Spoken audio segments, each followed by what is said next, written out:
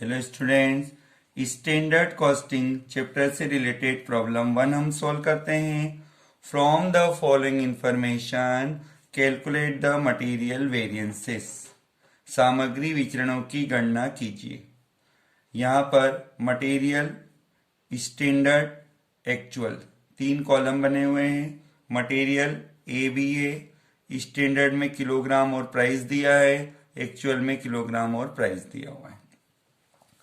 First line देखिए, calculate the material variance, सामग्री विचरण की गणना करनी है। अब हम बात करते हैं सॉल्यूशन। सॉल्यूशन में हमें फर्स्ट नंबर पर एक टेबल बनानी है जिसका नाम होता है एनालिसिस टेबल। इस टेबल में 7 कॉलम बनाने हैं। First column material, second standard quantity, standard price, standard cost, actual quantity, actual price, actual cost. Quantity देखिए अपने पास क्वेश्चन में किलोग्राम में है, प्राइस रुपीज में, एक्चुअल क्वांटिटी किलोग्राम, प्राइस और कॉस्ट रुपीज में शो करना है। मटेरियल में ए एंड बी, 2 टाइप का मटेरियल यूज हुआ है।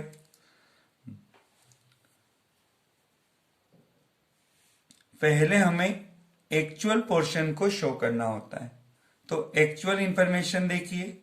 एक्चुअल इंफॉर्मेशन में किलोग्राम मीन्स क्वांटिटी, ए के लिए 15, बी के लिए 45, price 5 for A, 8 for B. 15 kilogram quantity का यूज हुआ है। एक्चुअल प्राइस है 5 रुपीज पर केजी, तो क्वांटिटी और प्राइस का मल्टीप्लाई कर दें 75। 45 किलोग्राम इंटू 8 रुपीज से मल्टीप्लाई कर दें तो 360। यहां पर टोटल कर दें, क्वांटिटी का टोटल होता है 60, प्राइस का टोटल नहीं करते हैं, और कॉस्ट का टोटल कीजिए 435। अब हम बात करते हैं standard. Standard quantity for a 20 kilogram है, फॉर बी 40, टोटल होता है 60। प्राइस ए के लिए 4 रुपीज, बी 6 रुपीज। क्वांटिटी और प्राइस का मल्टीप्लाई कर दें 80, 240, total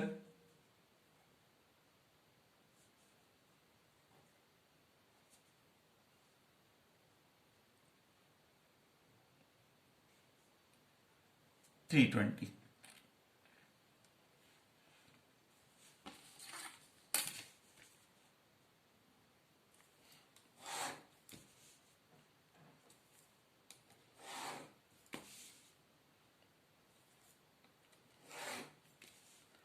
first step analysis table होता है जिसमें 7 कॉलम होते हैं। फॉर्मेट में हमने लॉस भी बताया था, लेकिन अभी हमारे क्वेश्चन में लॉस नहीं है। अब second step,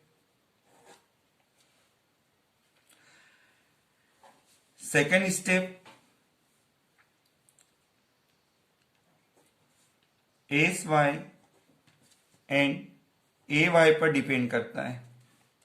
S Y and A Y are similar, standard yield and actual yield are similar.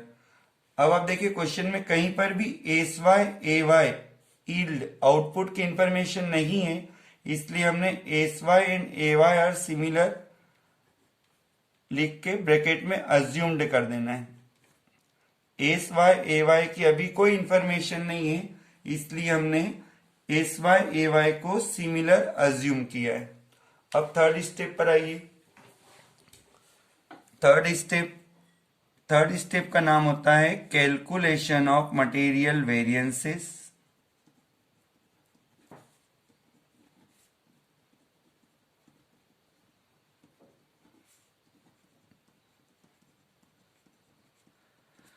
इसके लिए पर्टिकुलर और रुपीस के 2 कॉलम तैयार करने हैं। यहाँ पर फर्स्ट फॉर्मूला हमने देखा होगा फॉर्मेट में, material cost variance. First formula होता है मटेरियल कॉस्ट वेरिएंस, जिसके लिए total SC minus total AC, total standard cost minus total actual cost का यूज करना है। हमारी टेबल में देखिए 320 स्टैंडर्ड कॉस्ट है। हमने सोचा था 320 रुपये में प्रोडक्शन होगा, जबकि एक्चुअल में उसकी कॉस्ट लगी है 435। जो सोचा था उससे अधिक रुपए लगे हैं, तो इनका डिफरेंस देखिए 320 435 का 115, ये डिफरेंस आता है 115। आउटर कॉलम में लिखें मटेरियल कॉस्ट वेरिएंस जो हमने सोचा था उससे 115 रुपये अधिक लगे। ये आंसर देखिए माइनस में आ रहा है, ये आंसर -115 है, तो इसे एडवर्स कहा जाता है। एडवर्स टोटल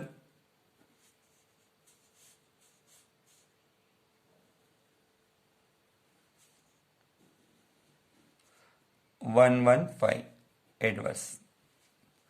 अब मटेरियल यूजेज वेरिएंस का फॉर्मूला लगाना है। यूजेस सामग्री प्रयोग विचरण कहते हैं इसे।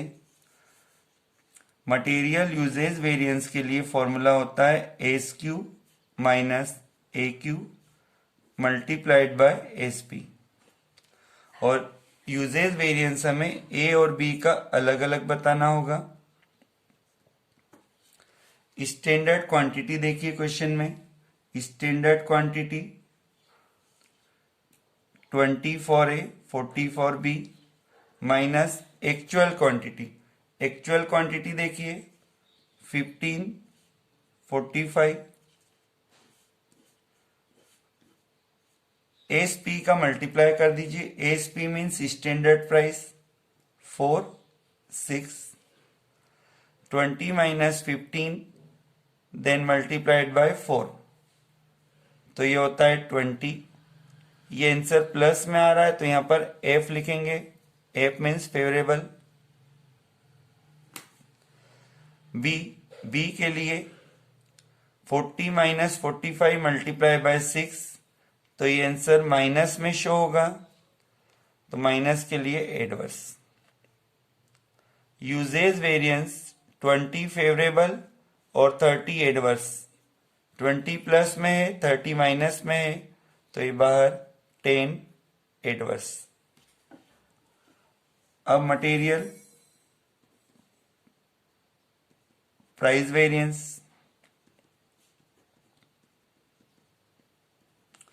प्राइस वेरिएंस के लिए एसपी माइनस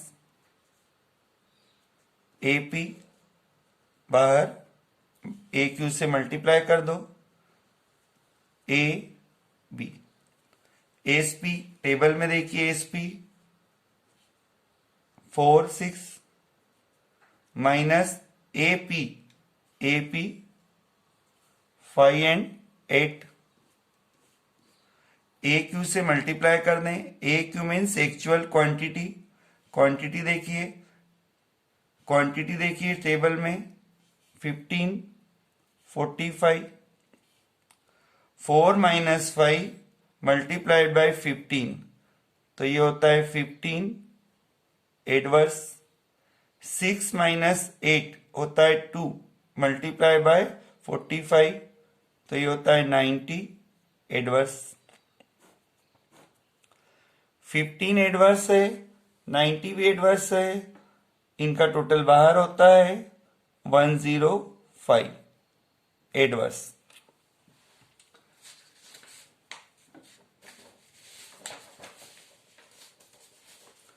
अब देखिए फॉर्मूले में हमने मटेरियल यील्ड वेरिएंस भी शो किया था।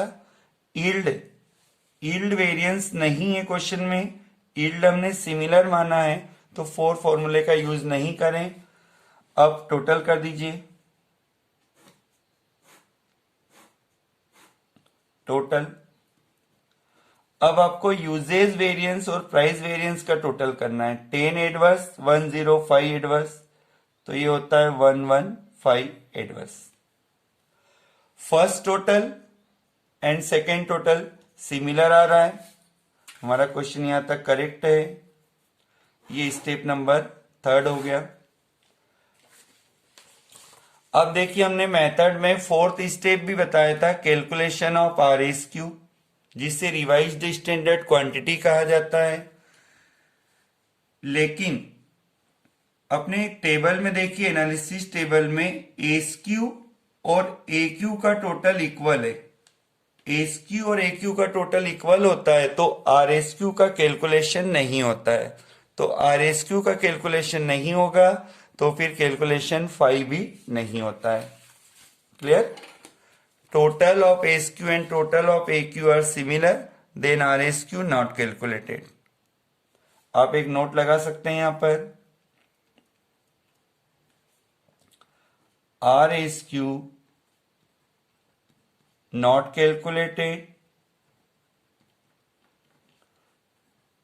because total of SQ and total of AQ are similar. Clear?